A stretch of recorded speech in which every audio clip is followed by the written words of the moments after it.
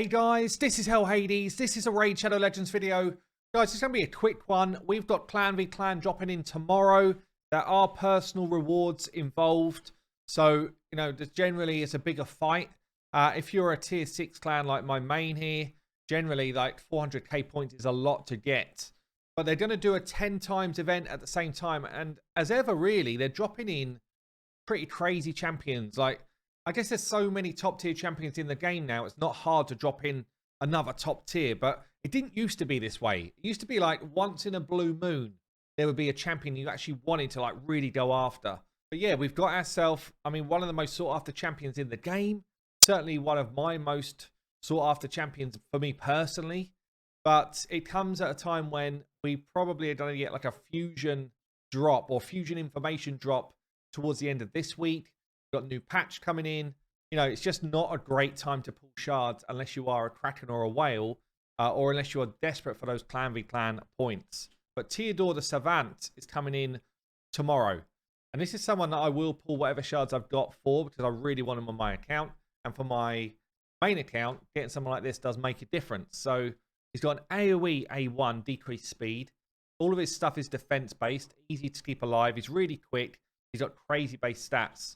He's one of the most, like, one of the best solo champions or quick speed farm champions in the game. They've got AoE decreased speed A1, got poisons and poison sensitivity whilst putting increased speed on your team on the A2, 3-turn cooldown on this. We've got increases the duration of poison and burns and then pops them, activates them. So it's like a pop of damage. This is why he's such a speed farming guru. Places a weaken on enemies not under poison or burn. So either way, you get something juicy to happen. But generally, people use it for this explosion of damage. So, you know, got like Sakia does this. He's one of the other ones that does it. And he just makes sure that you get crazy fast runs if you set it up right. He's got a passive as well. His resistance is increased for each poison on the enemy team. It's a kind of like okay passive, really.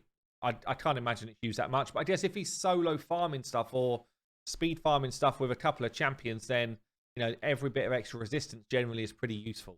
He does have a accuracy in all battles aura. As I say, his base stats are awesome, and he is one of the best legendaries in the game.